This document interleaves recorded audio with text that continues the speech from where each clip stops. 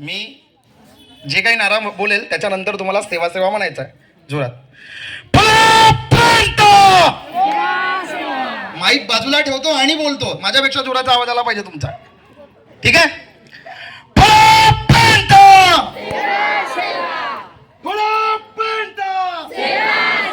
आणखी जोरात. भीमापर्यंत सारा पेन जनार्कना अव्वा बाबाना सेवा सेवा सेवा. तर या कार्यक्रमात मला बोलण्याची संधी दिली म्हणून सर्वात आधी तर मी सर्वांचे आभार मानतो. आणि ज्यांच्या जयंतीच्या कार्यक्रमाच्या प्रित्यर्थ आपण हा एक कार्यक्रम आयोजित केलेला आहे असे आद्य क्रांतिकारी वीर बिरसा मुंडा ज्यांच्या बाबतीत जर सांगायचं झालं तर मला खूप महत्वाच्या दोन गोष्टी सांगाव्याशा वाटतात. आणि त्याच्यापैकी एक जी महत्वाची गोष्ट आहे ती ही की आमच्यासारख्या युवकांना प्रेरणा देण्याचं काम त्यांच्या छोट्याशा 25 वर्षाच्या, छोटासा दिसायला आहे पण तो 25 वर्षाचा जो त्यांचा जीवन काळ आहे तो जीवन संग्राम आहे. या 25 वर्षाच्या जीवन काळात त्यांनी जे काही केलं ते आमच्यासाठी कुठेतरी मार्गदर्शनाचं काम करते, आमच्यासाठी कुठेतरी नवचेतना निर्माण करण्याचं काम करते. आणि दुसरं की हे जे संग्राम म्हणतो आपण, हे जे रणसंग्राम म्हणतो, या रणसंग्रामामध्ये त्यांची लढाई कोणत्या गोष्टीची होती, लढाई कोणत्या बेसिसवर होती, तो जो बेसिस आहे, तो जो बेस आहे, तो बेस जो आम्हाला लढताना आमची कार्यपद्धती ठरवते, लढताना समाजासाठी काम करताना आमची दिशा ठरवणारी ती गोष्ट ठरते. काय आहे तर ती आहे जल जंगल और जमीन की लढाई. ठीक आहे. मी पुष्कळदा वेगवेगळ्या लोकांच्या भाषणांमधून किंवा वेगवेगळ्या काय म्हणतात लिखाणांमधून किंवा आणखी चर्चेमधून ऐकतो कि जल जंगल और जमीन की लड़ाई थी. बिरसा की लड़ाई जल जंगल और जमीन की लड़ाई थी. मैं इस लड़ाई को थोड़े और अलग तरीके से देखता हूं. इस लड़ाई को अलग तरीके से कैसे देखता हूं? रोहित दादा ने मुझे बोला कि मुझे संस्कृति पे बात करना है यहाँ पे. तो संस्कृति पे बात करना एक बात, और मैं जल जंगल और जमीन की लड़ाई की बात दूसरी तरफ में कर रहा हूं. तो क्या ये संस्कृति और जल जंगल और जमीन की लड़ाई ये दोनों एक दूसरे इसके पूरक है, एक दूसरे के परस्पर संबंधित है क्या? तो वो देखना पड़ेगा. फिर अगर है तो फिर लड़ाई क्या है? तो एक 25 साल का नौजवान, एक 25 साल का नौजवान इस देश के लिए जब शहीद होता है तो शहीद होने के पहले उसने जो जो काम किए होंगे उन कामों को पहले देखना पड़ेगा, और उस समय में उन्होंने जिन मुद्दों को उठाया था उन मुद्दों को देखना पड़ेगा. और उस समय में मैं देखता हूं, मैं ये देखता हूं कि लड़ाई जब शुरू हुई तो उसका कारण क्या रहा होगा, है ना? क्योंकि अचानक से कोई लड़ाई नहीं शुरू कर देता ना. मतलब अभी मैं मेरी माता के उधर से जन्म लेता हूं और जैसा जन्म लिया वैसे ही मैं क्रांति करने के लिए उठ जाता हूं, ऐसा तो नहीं होगा, है ना? उसके लिए घटनाक्रम चाहिए. कोई तो घटनाक्रम होगा जिसने उनको प्रेरणा दी होगी कि आपको लड़ना है. किसके लिए लड़ना है? किसके लिए लड़ना है? उन लोगों के लिए लड़ना है जो इस देश का मूल निवासी है, इस देश का मूल मालिक है. बार बार अलग अलग जगहों पे पढ़ते गए, सुनते गए, देखते हैं, लोग कहते हैं कि आदिवासी इस देश का मालक है, सरकार इस देश की चालक है और आदिवासी इस देश का मालक है. कैसे? कौन प्रूफ करेगा? बोलने में बहुत अच्छा लगता है, बहुत अच्छा लगता है. क्या? कौन? तो यहां पे बहुत सारे मसराम कंगाली लोग हैं. उन लोगों को अगर अंदर से ये लगेगा कि हाँ हम लोग इस देश के मालिक है. मैं पेन्नाम, मुझे लगता है मैं इस देश का मालिक हूं. अरे मालिक है अगर, तो फिर अधिकार कौन से हैं हमारे पास मालिक होने के? और अगर अधिकार नहीं है तो क्यों नहीं है हमारे पास वो अधिकार? क्यों? रोहित दादा और उनके साथी यहां पर बिरसा मुंडा की जयंती मनाते समय में आपको राव पेन का गोंगो दिखाते हैं. क्यों? क्या संबंध है? वो समझना पड़ेगा। और ये अगर समझेंगे तो उस लड़ाई को समझेंगे, उस रण संग्राम को समझेंगे जो अपने आप में एक बहुत बड़ी लड़ाई थी। क्या? तो संस्कृति की लड़ाई की जब हम लोग बात करते हैं, हमारे इस देश में हम लोग जिस जगह पे रहते हैं वो जगह अलग अलग आक्रमणकारियों के रास्ते से गुजरती है। सेंट्रल इंडिया, मध्य भारत, मध्य भारत, भारत का मध्य, जहां पे उत्तर से दक्षिण की तरफ जाना होगा तो मध्य से ही जाना है, पूर्व से पश्चिम की तरफ जाना होगा तो मध्य से ही जाना है। मतलब आपको अगर कोई लड़ाई लड़नी है किसी और, मतलब समझो अगर शुरुआत करनी है इस देश को जीतने की, तो हर राजा को मध्य से गुजरना पड़ा, और मध्य से गुजरना पड़ा तो मध्य में कौन लोग रहते थे? उनकी संस्कृति को कहीं ना कहीं प्रदूषित किया गया है। यह लड़ाई उस प्रदूषण के खिलाफ है।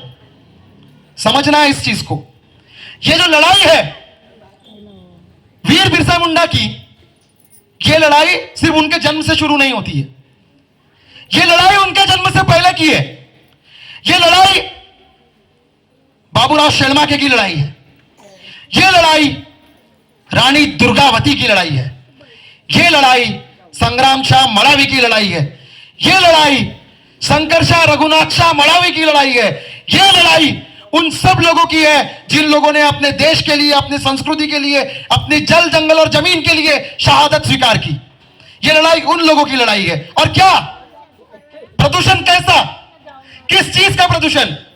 तो अलग अलग धर्मों का उसके ऊपर में प्रभाव पड़ना, और इसके वजह से अपनी ओरिजिनल संस्कृति को भूल जाना। अपनी ओरिजिनल संस्कृति को भूल जाना कैसे?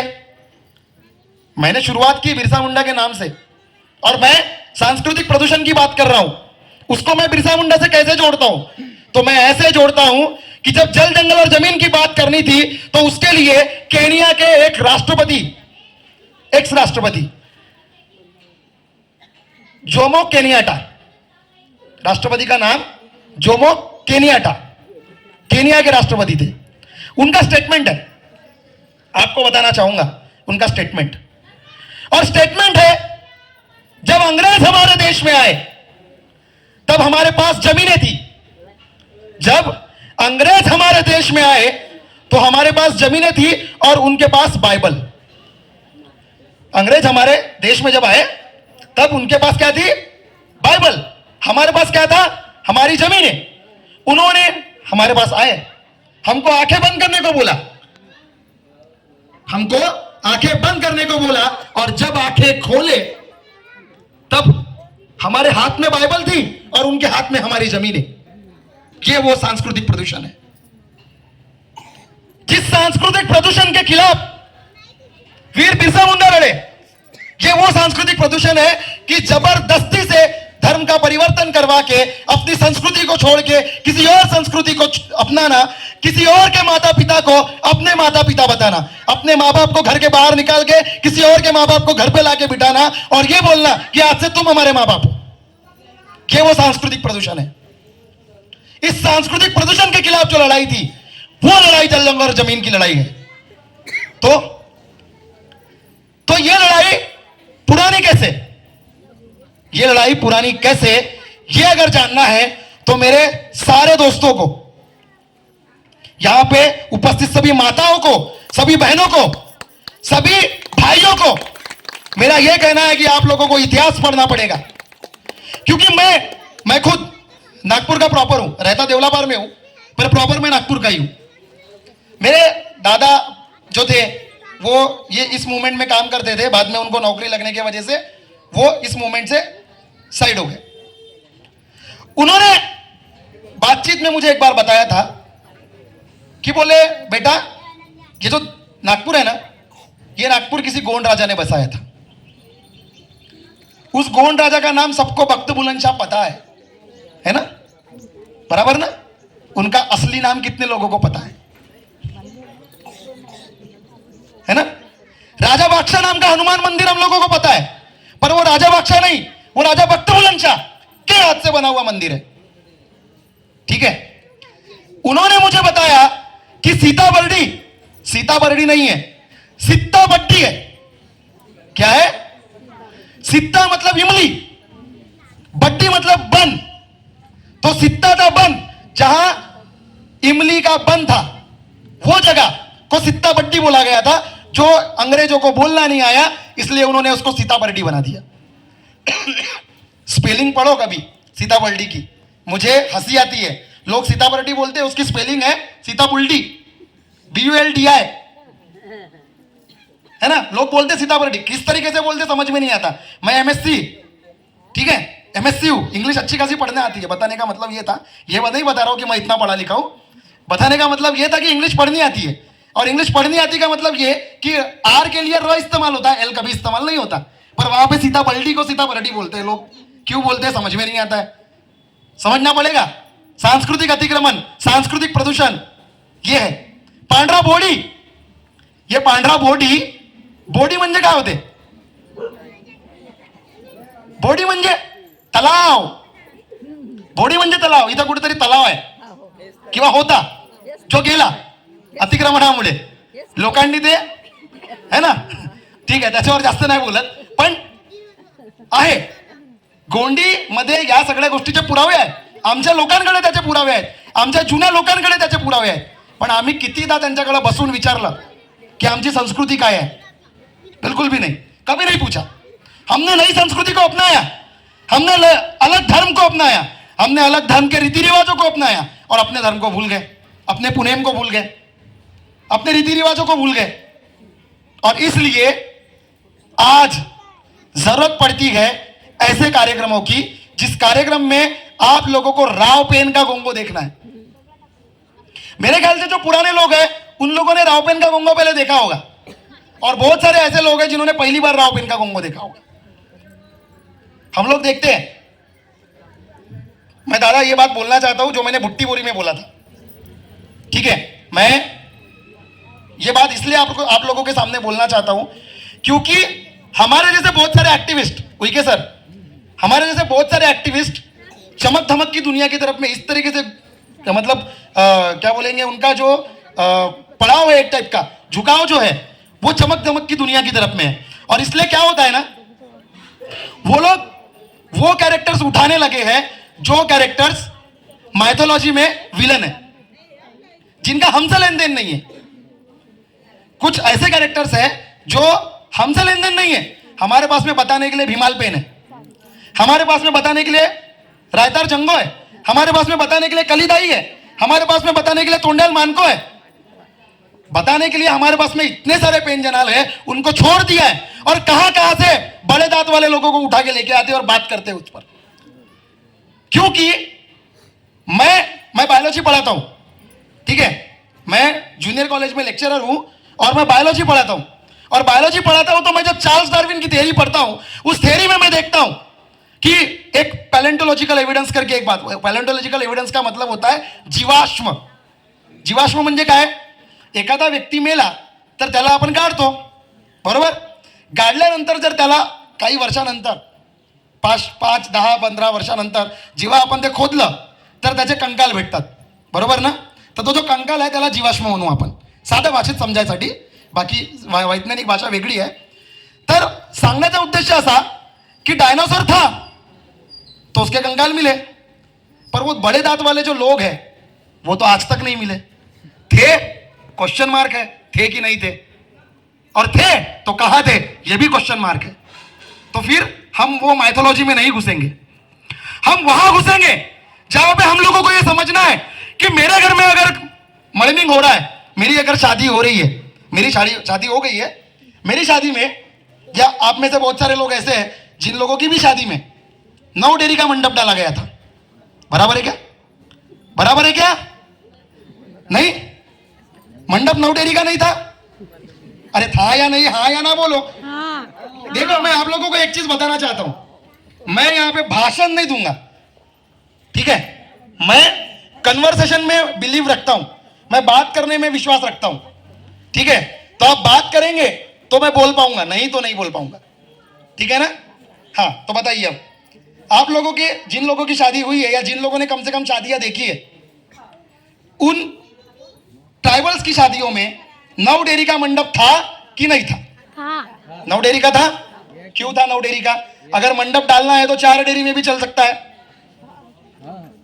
ना? 4 डेरी में भी हो सकता है। मंडप ही डालना है ना, तो बस 1 2 3 4 डाल दो, ऊपर से टाप डाल दो, हो गया, है ना? जबरदस्ती और एक्स्ट्रा 5 क्यों लेके आए? What is the reason?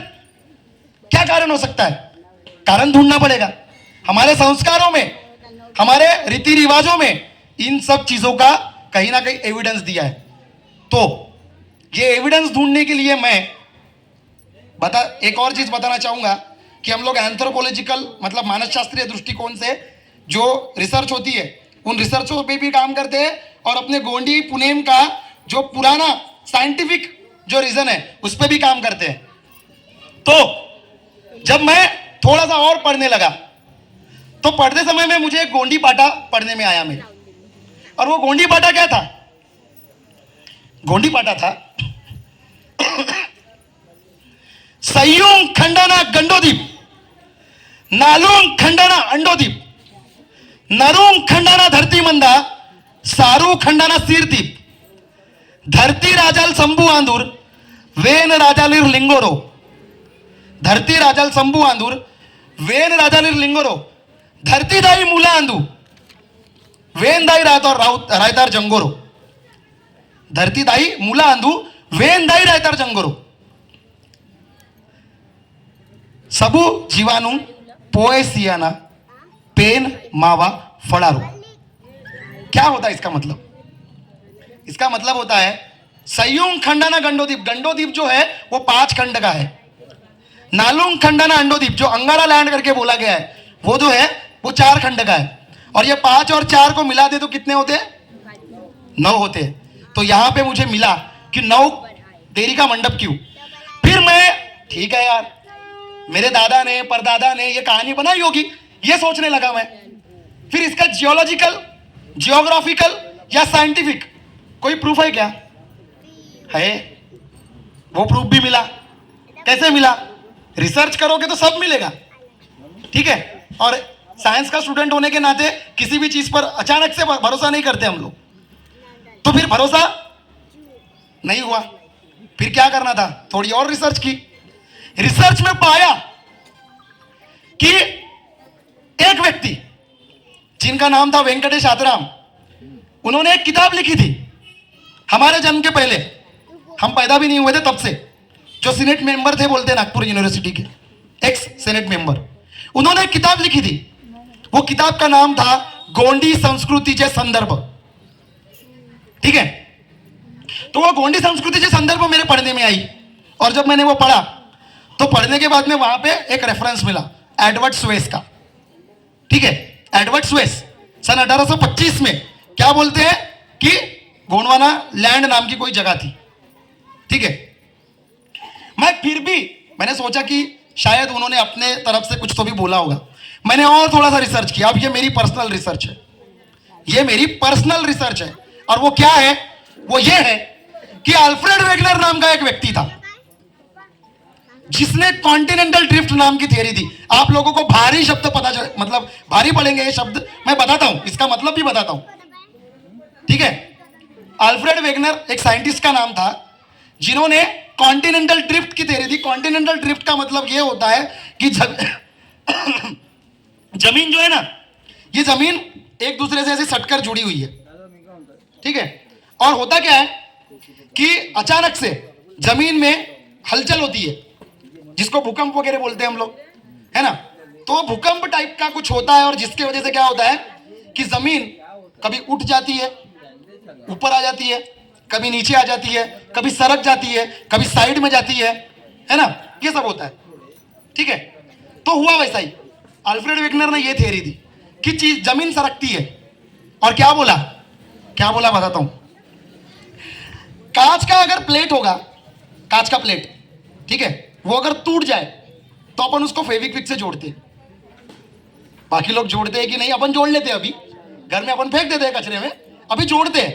ऐसा समझ के चलो कि कांच का टुकड़ा टूटा, मतलब कांच का प्लेट जो है वो टूटा, वो टूटने के बाद अपन उसको अगर जोड़े तो क्या करना पड़ेगा? जो टुकड़ा जहां से अलग हुआ होगा उसको वहां जोड़ना पड़ेगा, बराबर ना? हाँ। तो अल्फ्रेड वेगनर ने क्या किया? वैसा ही किया। अल्फ्रेड वेगनर ने यह देखा कि ऑस्ट्रेलिया का समुद्र का किनारा जो है वो इंडिया के समुद्र के एक किनारे के साथ जुड़ सकता है, ऐसा दिखा। अरे ऐसे कैसे? तब अल्फ्रेड वेगनर ने बोला there were two parts of earth, one part was Gondwana land and the other part was Laurasia.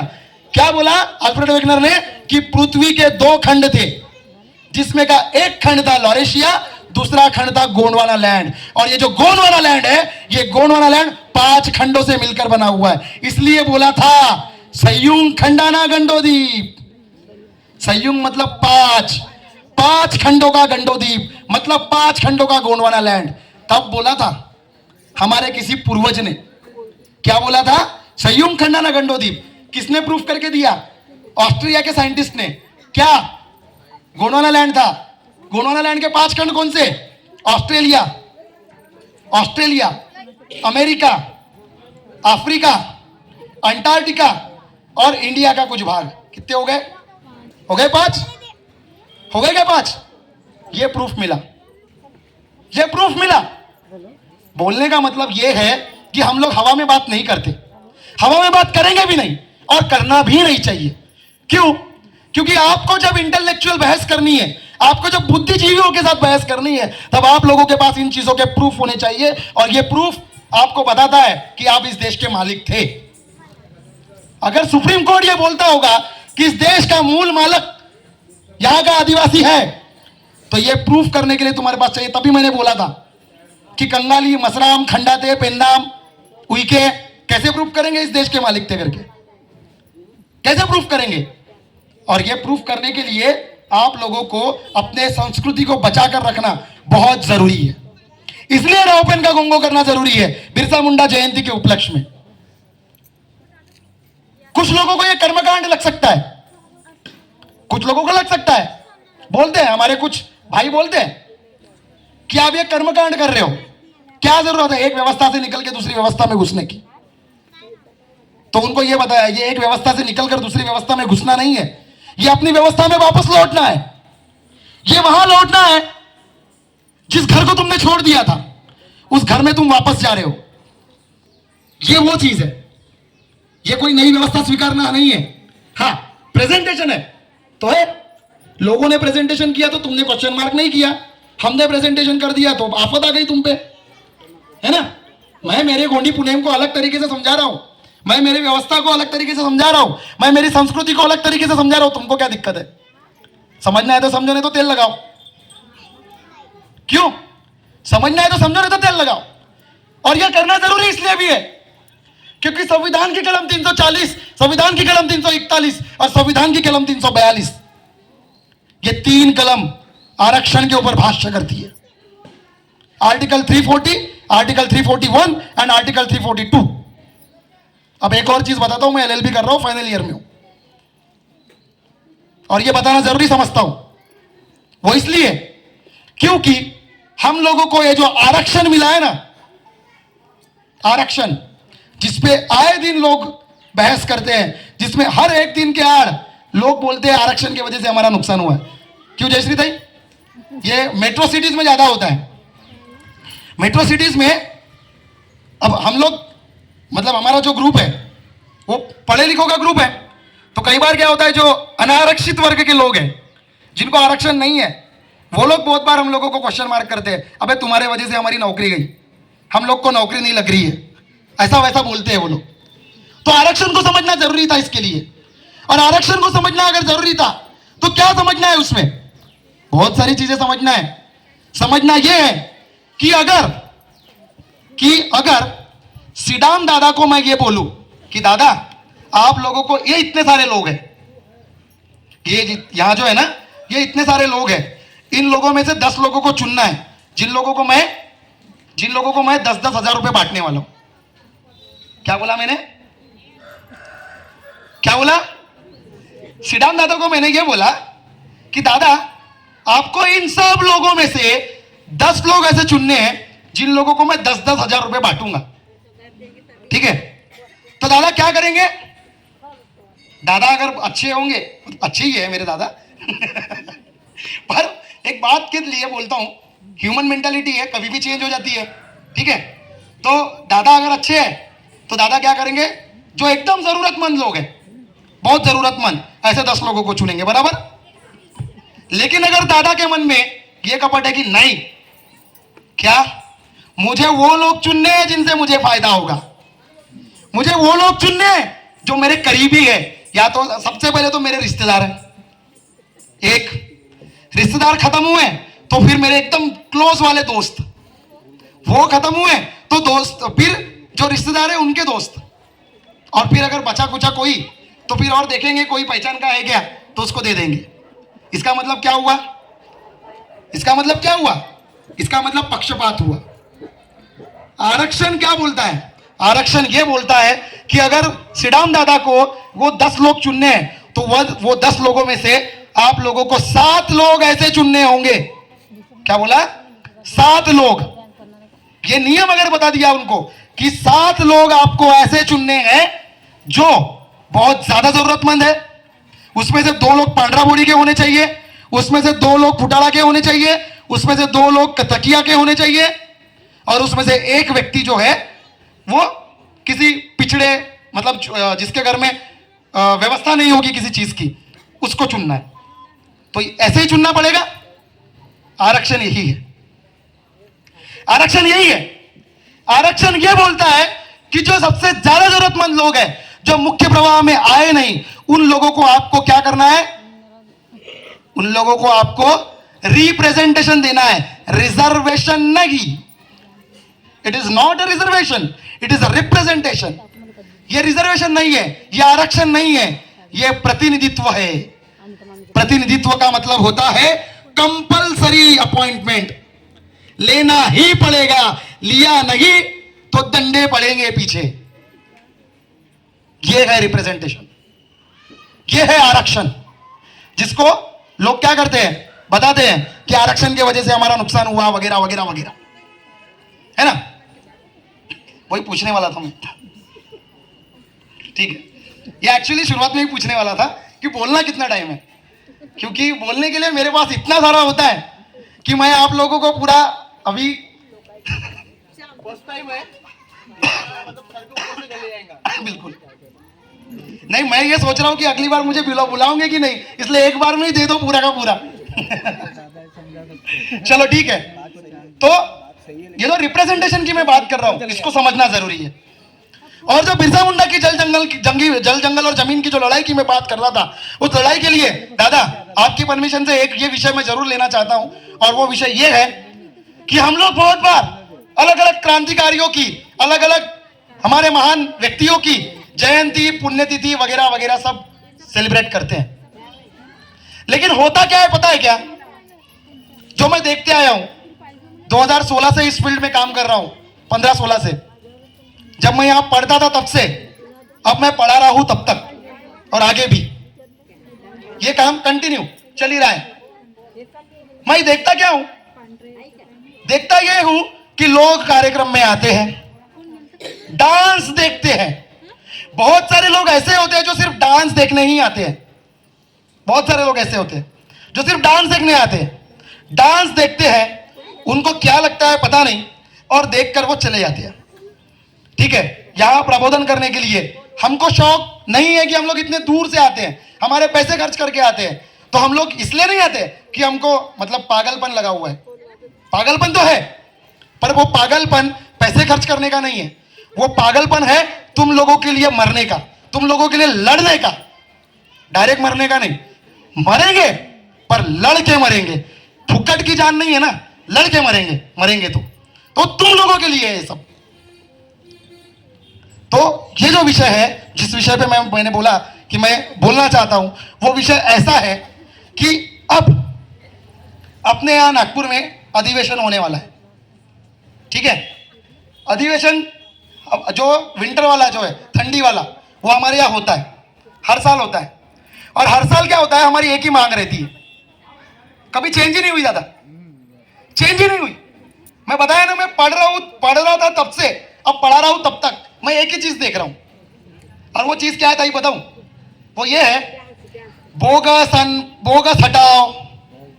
दूसरा, धनगर का विषय, धनगर को एसटी में मत डालो, किसी और जाति को अपने मतलब एसटी में मत डालो। ये विषय रहते हैं हर बार। कभी यह विषय नहीं रहता कि सीटें बढ़ाओ, कभी यह विषय नहीं रहता कि न्यायपालिका में एसटी को आरक्षण मिलना चाहिए, कभी यह विषय नहीं रहता कि जो सुपर क्लास 1 ऑफिसर्स की पोस्ट है वहां पे जाने के लिए हमारे लोगों के लिए व्यवस्था बनाई जाए। कभी नहीं रहता, ये विषय कभी नहीं रहते। बस यही विषय, बोगस हटाओ, आदिवासी बचाओ। आदिवासी कौन है? इस जंगल का शेर। भैया जंगल अभी पेड़ कट चुके, अब जंगल बना है बिल्डिंगों का। उस बिल्डिंगों के जंगल में शेर बन के दिखाना है। अभी असल जंगल में बन के दिखाया था ना, अब ये बिल्डिंगों के जंगल में शेर बन के दिखाना है। और अगर बिल्डिंगों के जंगल में शेर बनकर दिखाना है ना, तो हक और अधिकारों की लड़ाई लड़के दिखाना पड़ेगा। और उसके लिए तुमको तुम्हारे अधिकार पता होने चाहिए, तुमको तुम्हारे अधिकार पता होना चाहिए। तुम लोगों को यह पता होना चाहिए कि अगर कोई ऑफिसर तुम्हारा काम नहीं करता तो राइट टू सर्विस के अंतर्गत उसके कॉलर को कैसे पकड़ा जाए, उसकी कॉलर पकड़ के कैसे रास्ते पे खींचा जाए और कैसे उससे काम करवाया जाए। तब जो जंगल का शेर है ना, वो बिल्डिंग के जंगल का शेर कहलाएगा। नहीं तो पूछ दबा के बैठ के महाराज बाग का शेर बनना होगा तो कोई काम का नहीं है ना। महाराज बाग का शेर नहीं बनना है, दहाड़ने वाला शेर चाहिए, जिसकी एक दहाड़ से गीली हो जानी चाहिए अगले की। ठीक है ना। तो इसके लिए मैं आप लोगों को यह बात बोल रहा था कि जो धनगर वाला मुद्दा है, ऐसे मुद्दों के लिए एक बार आओ, बस एक बार, और ऐसे आओ कि दोबारा सरकार में कोई भी रहे, आज कल परसों हम रहे या ना रहे, हमारे आने वाली पीढ़ी को यही विषय के लिए लड़ना ना पड़े, यही मुद्दे के लिए लड़ना ना पड़े। इसके लिए कोशिश करनी पड़ेगी और कोशिश करनी है, करेंगे, लड़ेंगे, जीतेंगे, लड़ेंगे, जीतेंगे, लड़ेंगे, बिल्कुल लड़ेंगे और बिल्कुल जीतेंगे। बस मेरी वाणी को विराम देता हूं, बहुत ज्यादा बोल चुका। आखिर में मैंने जो कविता लिखी है हर जगह पे सुनाता हूं, यहां पे भी सुनाऊंगा और अपनी बात को विराम दूंगा। तो कविता ऐसी है, गोंडवाना के और हमारे देश के लिए जिन भी लोग शहीदों ने अपना नाम, अपना जो अपनी प्राण है उसका बलिदान दिया है, उन सब के लिए मैंने ये कविता लिखी है। और कविता है, उस दिन जो किया था तुमने दोहरा ना पाया आज तक कोई। उस दिन जो किया था तुमने दोहरा ना पाया आज तक कोई। तेरी वीर गति को सुनकर, तेरी वीर गति को सुनकर गोंडवाना की जनता रोई। तेरी वीर गति को सुनकर गोंडवाना की जनता रोई। तेरी वीरता का बखान, तेरी वीरता का बखान पल पल ये इतिहास करेगा। तेरी वीरता का बखान पल पल ये इतिहास करेगा।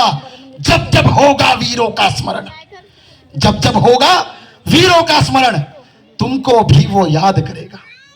जब जब होगा वीरों का स्मरण, तुमको भी वो याद करेगा।